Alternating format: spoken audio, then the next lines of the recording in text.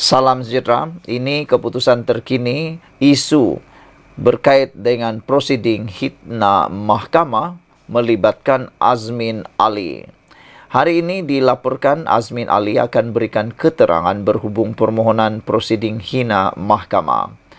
Mahkamah Tinggi Kuala Lumpur akan mendengar keterangan daripada Azmin Ali berhubung permohonan sebuah syarikat penginput telur untuk mendapatkan kebenaran bagi memulakan prosiding menghina mahkamah terhadap bekas Menteri Perdagangan Antarabangsa dan Industri itu.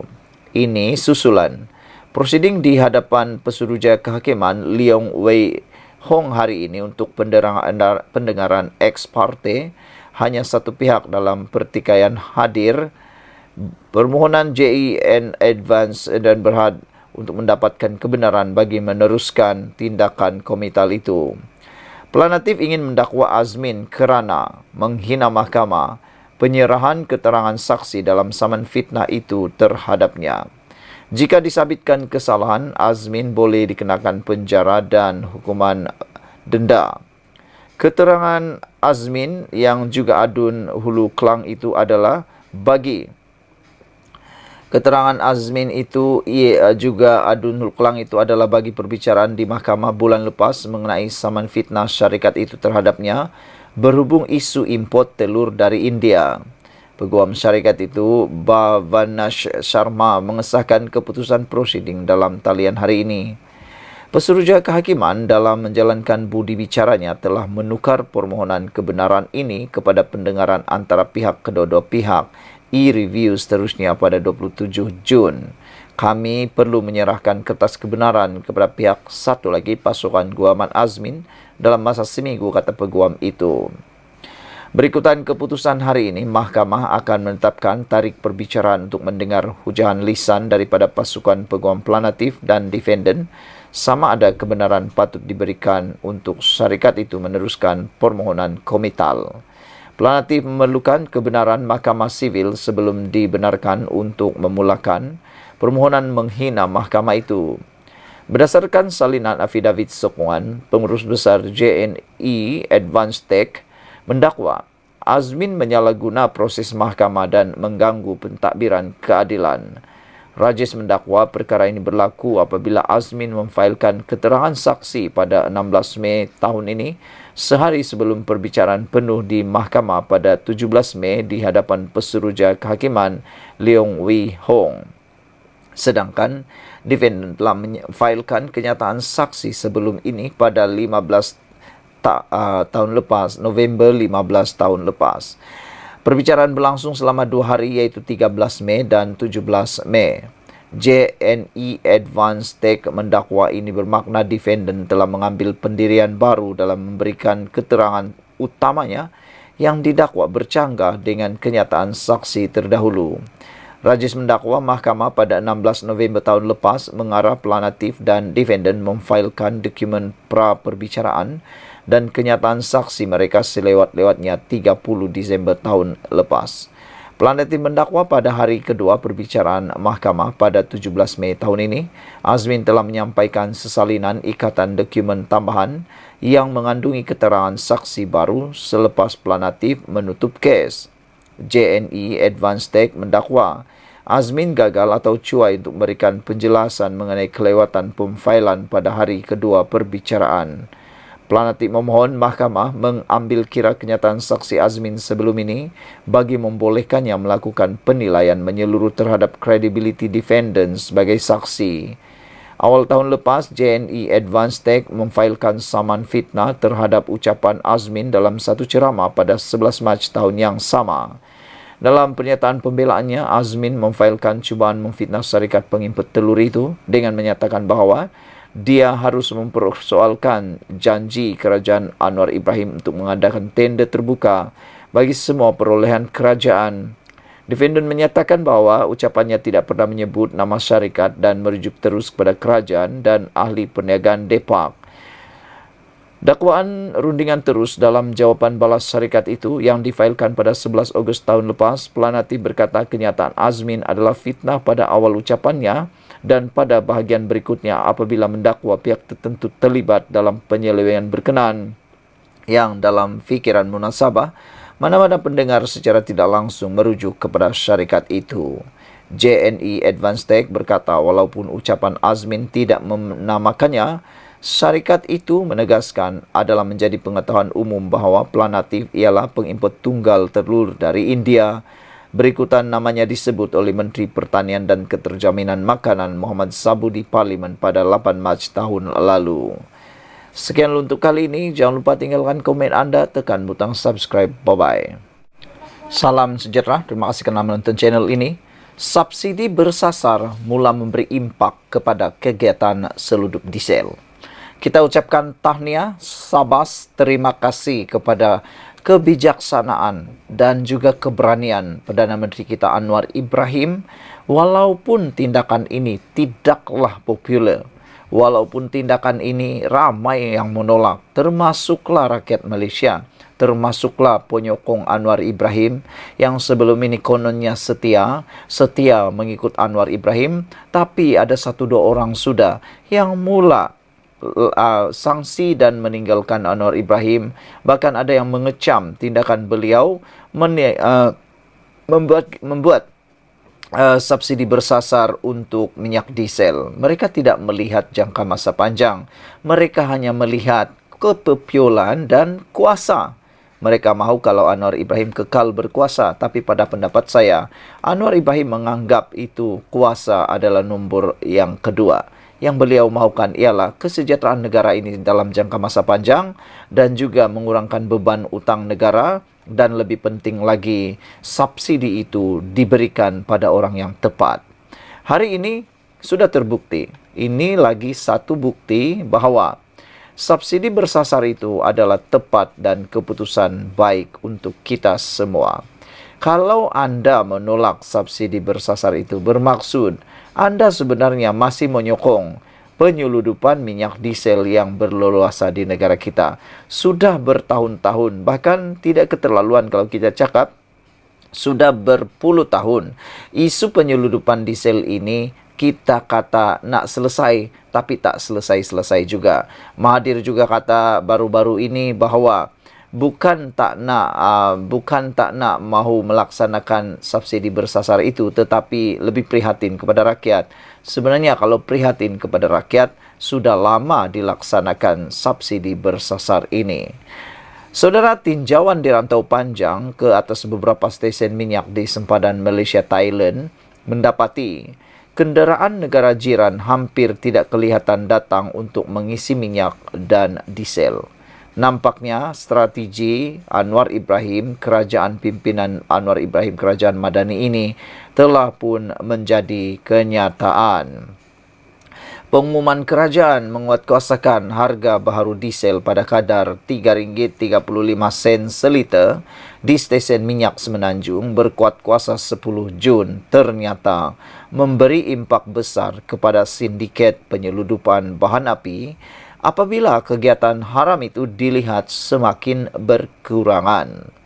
Tinjauan di rantau panjang ke beberapa stesen minyak di sempadan Malaysia Thailand mendapati kenderaan negara jiran hampir tidak kelihatan datang untuk mengisi minyak dan diesel.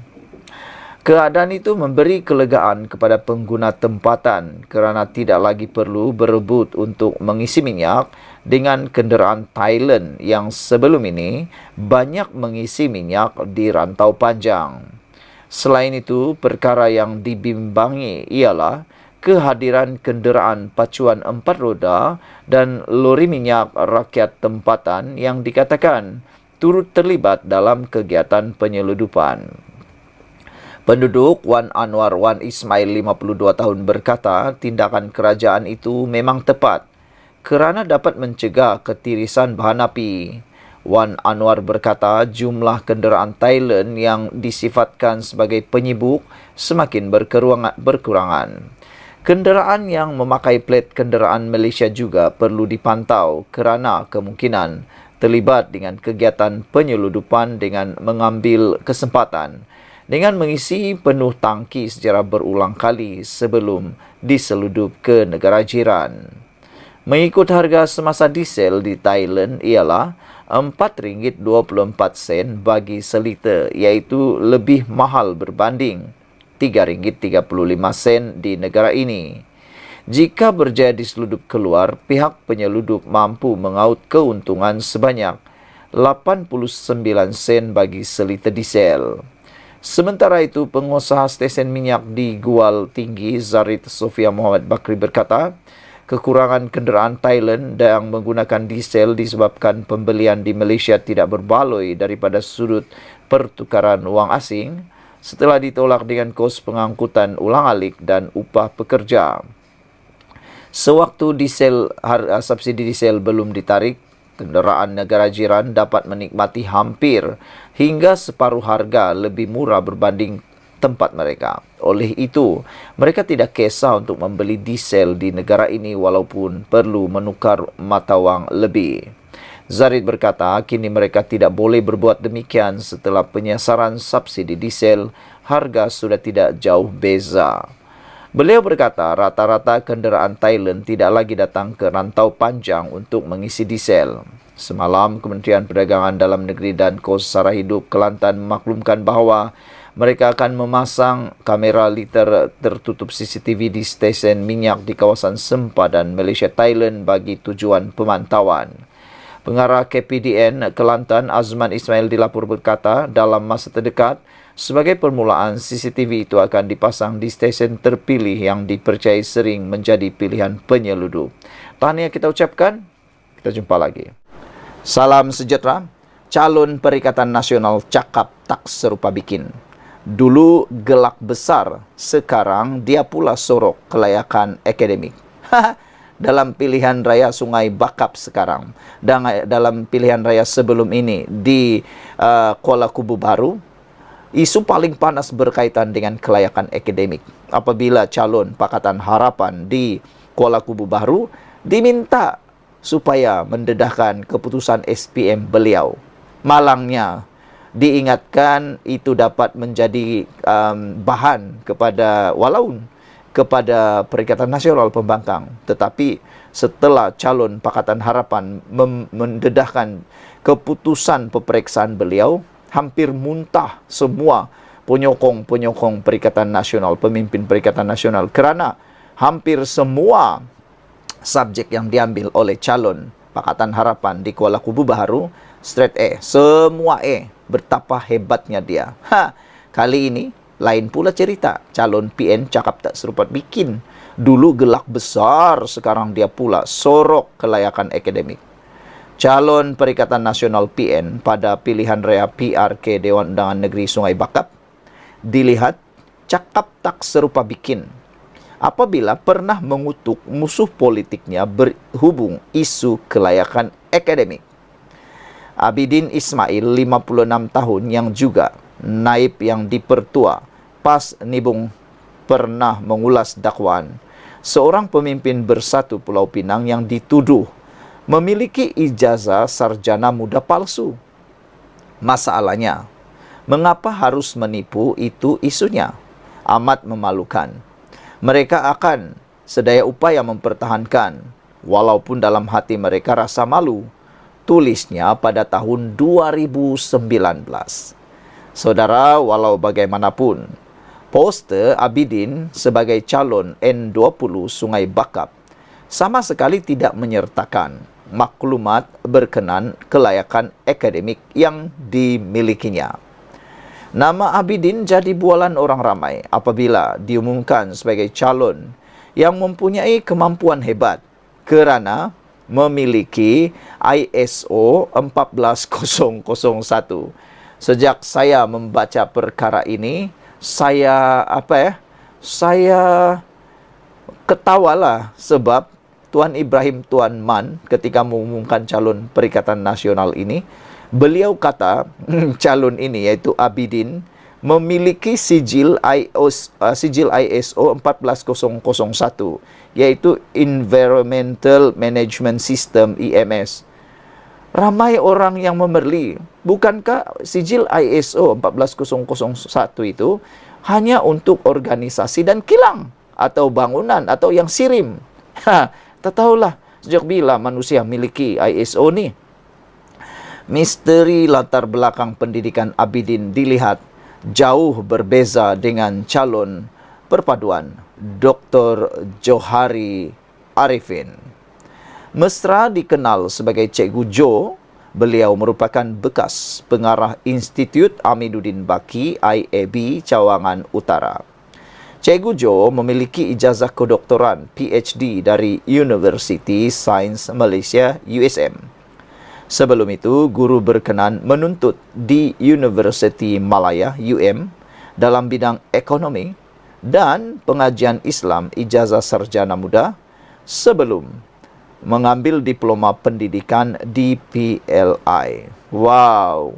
Saudara-saudara sekalian, itulah kehebatan yang dimiliki oleh calon Pakatan Harapan ini, yaitu dengan terang-terangnya tanpa sorok-sorok telah memberitahu apakah kelayakan akademik beliau. Tambahan daripada itu, tanpa kita sedari, moderator Tanyalah Ustaz rupa-rupanya anak Cikgu Jo. Bagi penonton rancangan TV 9 Tanyalah Ustaz, penampilan moderator Dai Lukmanul Hakim tentunya menarik perhatian. Rupanya pendakwa muda itu adalah anak kepada Dr. Johari Arifin, iaitu calon perpaduan pada pilihan raya PRK Dewan Undangan Negeri Dun Sungai Bakap 6 Julai depan. Dr. Johari yang mesra dipanggil Cikgu Jo merupakan bekas pengarah Institut Amiduddin Baki IAB Cawangan Utara. Dr. Johari Arifin ini kalau hampa kalian tanya, orang Sungai Bakap kenal sangatlah depa katanya. Dia punya jiwa guru tu sampai kisah dia bagi anak murid pinjam baju kemeja dan seluar selek nak pergi temu duga sampai masuk berita anugerah guru inspirasi. Power Cikgu Jo, tulis pengguna X, fakta bukan auta. Malam tadi, Timbalan Presiden dan Pengarah Pilihan Raya PKR Rafizi Ramli mengumumkan Cikgu Jo sebagai calon perpaduan pada PRK Sungai Bakap. Sekian untuk kali ini. Jangan lupa tinggalkan komen anda. Bye-bye. Salam sejahtera. 11 fakta dinafi golongan yang menyalak kerajaan Mahal Dahni. Penyokong pembangkang yang asik menyalak kerajaan Mahal Dahni begitu terdesak sehingga sanggup membuat dosa, makan dosa, tidur dengan dosa, menabur fitnah dan menafikan fakta yang sebenar-benarnya. Penurunan harga telur 3 sen sebiji dijadikan sindiran pembangkang ketika kononnya segala bil utility, diesel dan pelbagai jenis cukai naik. Padahal hanya orang kaya yang berhadapan dengan beberapa kenaikan tersebut. Lantaran kerajaan Madani diterajui Datuk Seri Anwar Ibrahim melaksanakan dasar yang memelihara kepentingan dan keadilan kepada segenap lapisan masyarakat atau rakyat. Saudara-saudara sekalian, berikut 11 fakta yang perlu rakyat hadam dalam menangkis propaganda jelek pembangkang seperti dirumuskan pemerhati politik Amir Hamzah. Nombor 1. 85% pengguna domestik tidak terkesan.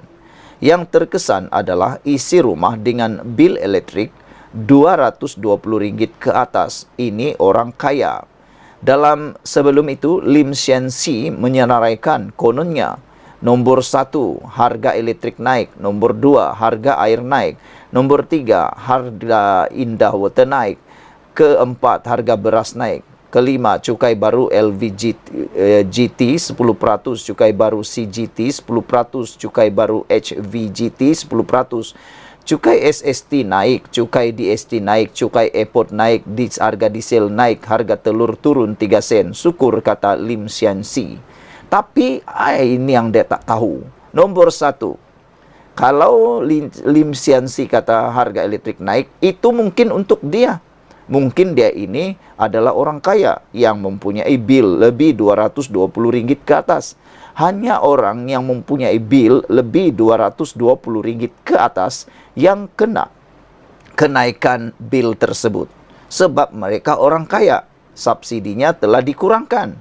Nombor 2, Harga air bukan ditentukan kerajaan persekutuan, tetapi negeri masing-masing. Kelantan dan Kedah menaikkan juga tarif air walaupun servis teruk. Ini pun silap. Dalam kerajaan kita ini, dalam Malaysia, kita ada kuasa bersama, kuasa negeri dan kuasa persekutuan. Bekalan air diuruskan oleh kerajaan negeri, bukan kerajaan persekutuan. Jadi yang tak bijak sangat tu, boleh katalah pemikiran tak cukup tu, kenapa salahkan kerajaan persekutuan, khususnya Anwar Ibrahim? Salahkanlah kerajaan negeri anda. Salahkan kerajaan negeri yang menaikkan harga air itu. Macam di Kelantan dan Kedah, menaikkan juga tarif air walaupun servis teruk. Jadi kenapa pula disalahkan kerajaan persekutuan? Salahkanlah kerajaan yang mempunyai servis teruk air itu. Itu nombor 2. Jadi mungkin itu Lim Sian Si tidak pun tahu apa-apa. Ketiga, Charge Indah Water diumumkan oleh Tuan Ibrahim Tuan Man pada September 2022, yang mana kenaikan bermula pada Januari 2023. Jadi, janganlah meludah ke langit kena muka sendiri. Bagi Lim Sian Si ini, dia cuba mengatakan harga Indah Water naik.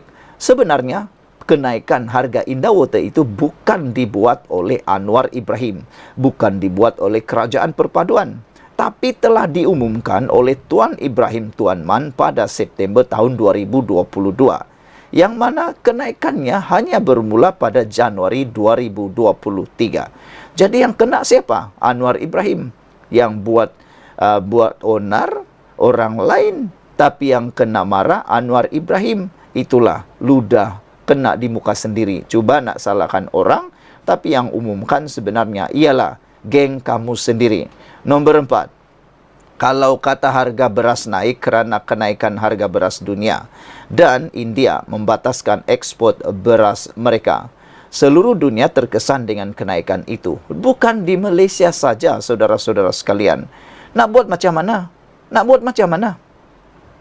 Anda jawablah sendiri. Satu cara sajalah. Jom kita ramai-ramai nanam padi. Jangan hanya import padi. Tanamlah kita ramai-ramai padi. Tapi macam mana kan? Lebih ramai orang suka pergi bandar daripada tanam padi. Itu sebabnya kita kekurangan padi. Kita terpaksa import beras daripada India.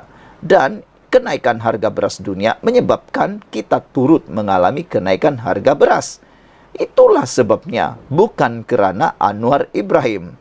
Kelima, cukai barang nilai rendah atau LVGT melibatkan barangan import bawah RM500 sahaja. Nombor 6. Cukai keuntungan modal atau CGT telah dikecualikan bermula Januari tahun 2024. Yang ini pun dia lupa padam. Dia masih senaraikan. Rupa-rupanya bermula Januari 2024, cukai keuntungan modal CGT telah dikecualikan bermula Januari 2024. Nombor 7. Cukai barang bernilai tinggi HVGT melibatkan barangan mewah seperti kapal terbang, kapal layar, jam tangan mewah. Walau ramai beli kapal terbang ke? Ini yang hadu. Aku pun tak tahulah. Yang mereka suka sangat tengok cukai barang bernilai tinggi ini naik pun meroyan marah. Kenapa? Kamu tu ada belikah kapal terbang? Ada belikah kapal layar? Ada belikah jam tangan mewah? Tak ada kan? Itu orang kaya saja. Jadi layaklah mereka diberikan cukai kenaikan itu.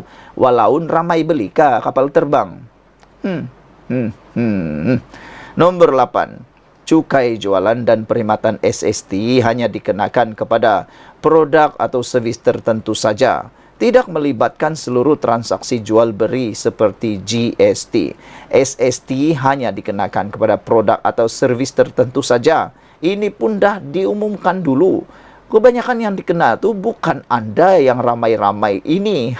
Nombor 9. Cukai lapangan terbang naik setiap 3 tahun sekali berdasarkan perjanjian antara kerajaan dan Malaysia Airport Holdings Berhad. Bermula zaman Najib tahun 2015. Peningkatan harga akan berkuat kuasa kerana ia ada dalam perjanjian. Jadi macam mana? Kalau kita nak hentikan itu semua, siapa nak bayar penalty? Anda nak bayar penalty ke? Penalti itu bukan sikit tahu, dia banyak. Lagi rugilah kan. Lagi pula cukai lapangan terbang itu bukannya orang-orang kebanyakan guna, sedikit saja pun. Tapi itulah, kamu tak tahukah itu bermula sejak zaman Najib, bukan zaman kerajaan perpaduan sekarang. Yang Anda marah-marah tu kenapa? Nanti zaman katakanlah Muhyiddin jadi Perdana Menteri semula, adakah cukai lapangan terbang ini akan dihentikan? Tidak, 3 tahun sekali dia akan naik, karena itu dalam perjanjian. Siapapun Perdana Menteri tetap akan naik. Itu mungkin Anda tak pernah tahu. Nomor 10, harga diesel tidak pernah naik, kekal Rp3.35 seliter sejak dulu. Penyasaran subsidi yang berubah. Itu pun tak tahu. Harga diesel tak pernah naik. Tidak pernah naik. Kekal Rp3.35. Dulu dia murah sebab dia ada subsidi. Subsidi pukal. Semua orang dapat. Orang miskin, orang kaya, orang warga asing, penyeludup, pencuri minyak, semua dapat. Oleh sebab itulah, bila subsidi ditarik, harga minyak dia jadi betul-betul Rp3.35, sama dengan harga dunia. Sebab kenapa? Supaya penyeludup tak dapat subsidi, pencuri minyak tak dapat subsidi, orang warga asing tak dapat subsidi, orang-orang yang maha kaya, yang ada sebahagiannya tak mau bayar cukai pun tak dapat cukai itu juga. Jadi itu tak dapat subsidi itu juga. Kan itu bagus. Yang dapat harga murah dengan pemberian wang tunai adalah orang-orang yang layak. Anda ada diisi ke? Dan yang ke-11, harga telur turun 3 sen. Menyaksikan kerajaan membelanjakan 100 juta ringgit untuk usaha mengembalikan hasil penjimatan penyasaran subsidi kepada rakyat. Yang mana bocor daripada subsidi diberikan semula kepada rakyat.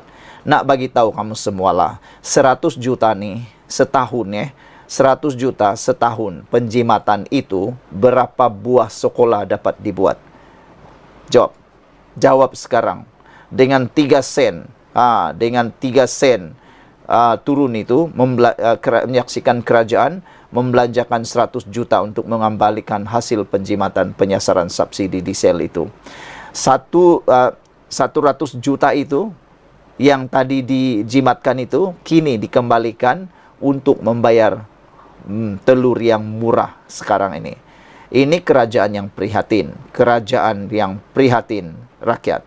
Kerajaan pimpinan Datuk Seri Anwar Ibrahim yang berani melakukan sesuatu demi kepentingan rakyat walaupun ia tidak popular. Walaupun kerajaan madani tambah lagi satu penggal. Sekian untuk kali ini. Jangan lupa tinggalkan komen Anda, tekan butang subscribe. Bye-bye.